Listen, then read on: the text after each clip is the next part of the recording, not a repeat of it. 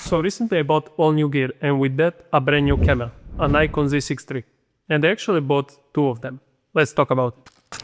I'm not sponsored, was not sponsored, and will probably not be sponsored by Nikon or any other camera brands ever. What I say in this video is what I think and my reasoning behind having and owning this camera. So if anything changes, I will update you, but for now, these are my thoughts. Enjoy. Okay.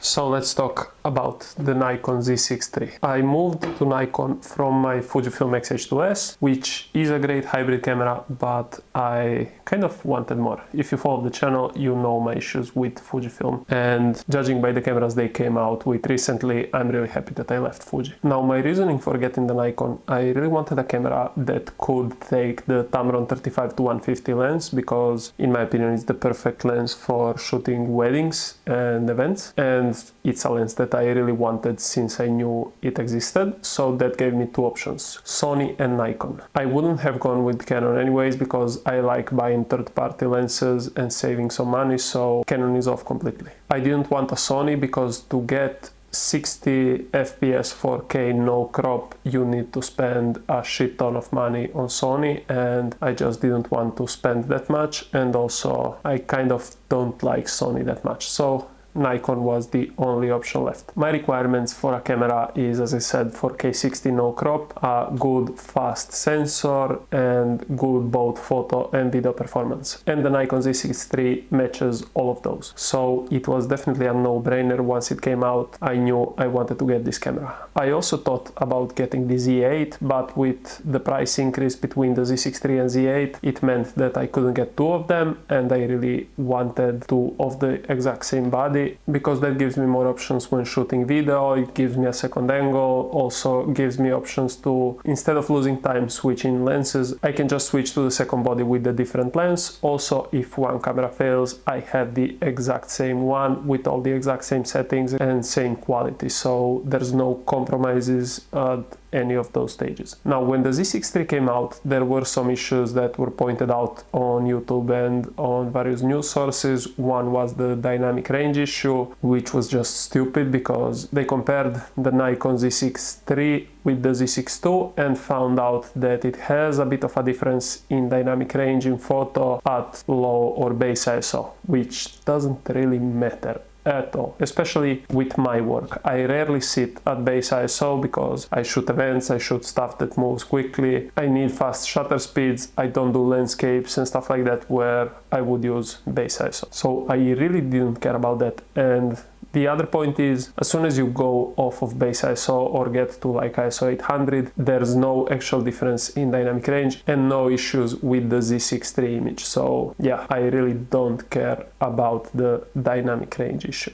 The other issue that came out with the Z6 III was some weird flickering in the shadows in video, but I haven't noticed that because Nikon actually fixed it with a firmware update. I've updated the firmware on both cameras as soon as I got them, and I never had that issue, so I'm fine with that. Now, this camera has a stacked sensor, well, partially stacked sensor, which I don't know what it means. Is it stacked? Is it not? Who knows? But it's a decently fast sensor, and that's great because I hate having jello in shots and slow readout speeds when doing video. With photo it doesn't really matter because this camera has a mechanical shutter, so you're always gonna get good photos. Now, as I said, I wanted a hybrid camera, and the most important part with any hybrid camera is video, because any camera nowadays can take great photos, but video is what will make or break a hybrid camera. And the Nikon Z6 III is, in my opinion, great for video. Some people have talked about higher noise in video, but I don't really see that much. There is some noise compared to my X-H2S, but it's definitely not an issue in my opinion. As long as you shoot at base ISOs, so for N-Log, base ISO is 800 and the second base is 6400, or the second cleanup ISO spot. I don't think they actually said this is a dual ISO camera, but at 6400 the image cleans up completely. So yeah, I really like that because it gives me a lot of options when shooting in lower light, and even at 12800 it's still good,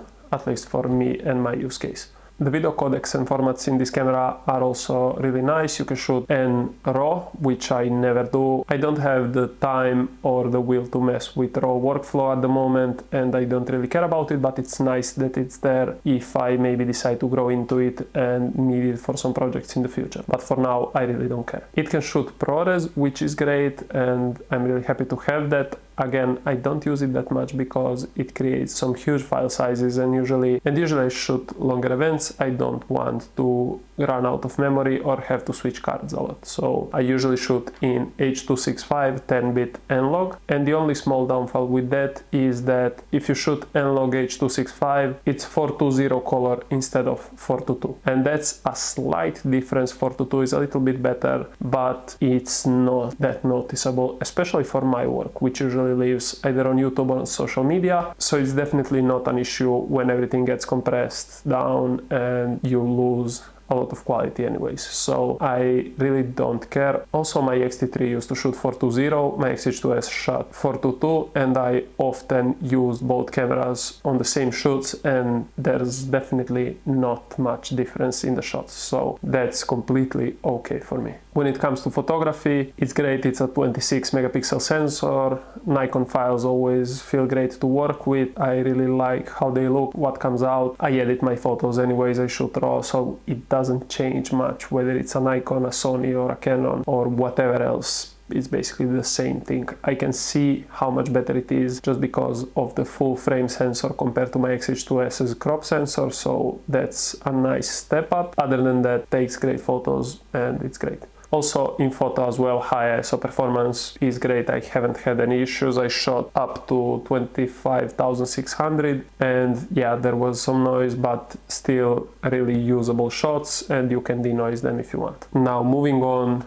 to the body and how it's built, I really like the button layout. I really like having the two front buttons. I have one set up to my focus mode and the other to ISO. That way I can change it easier, because I find it hard to go to the ISO button at the top and then turn the dials while keeping it pressed. Having one of these buttons mapped to ISO made it a lot easier. You can map most of the buttons to whatever you want. The card slots are, one is CF Express Type B and the other one is SD. And there's an issue with the card slots where you can't shoot video on both cards, and that's something that put me off a little bit when buying the Nikon, but I decided to go for it anyways, because one of the slots, being CF Express Type B, gives you the option to buy really reliable and solid CF Express cards, and that's exactly what I did. To have peace of mind, I bought pro grade cards, which are the best cards on the market, at least by most people's opinion, and I haven't had any issues with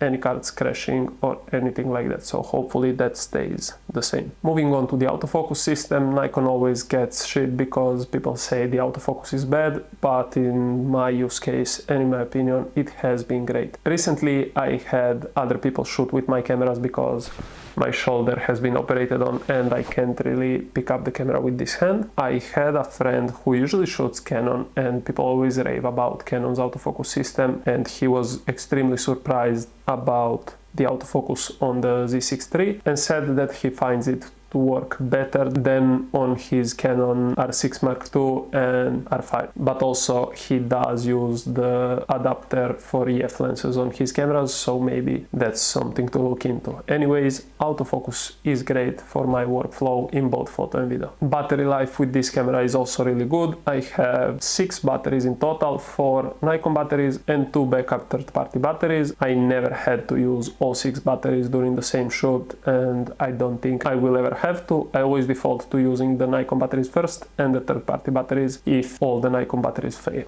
Another thing I want to praise in this camera is the IBIS, especially for video. You can put it in sport mode, don't get any additional crops, but get a huge boost in performance of the IBIS. And honestly, I've never used a system with better stabilization. I managed to get some almost gimbal-like shots. I managed to get some transitions that I would usually have to use a gimbal to make just by using this camera handheld. And that's always great because I hate using gimbals. I honestly don't know what else to talk about. Nikon really pushed that this is the brightest EVF in the world, but I don't care about that. It's a nice EVF, but I don't see much difference between this and something else, and you definitely don't have to push it to the brightest settings, so the EVF and the screen have great resolution. The image quality coming out of them is quite decent in my opinion, and I don't need much more. I really don't like using monitors on my camera, so having a nice screen is important, and that's another point for Nikon compared to Sony, who famously has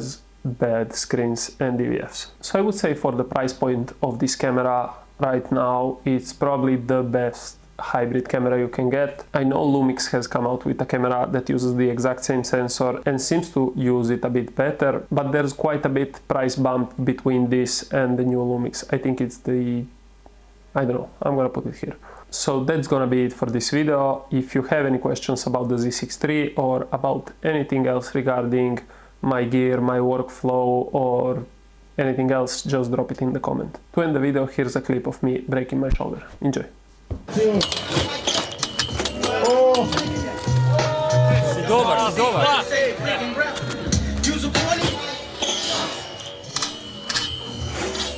Sta na bajku, pijam wajnu svaku i na stritu i u parku.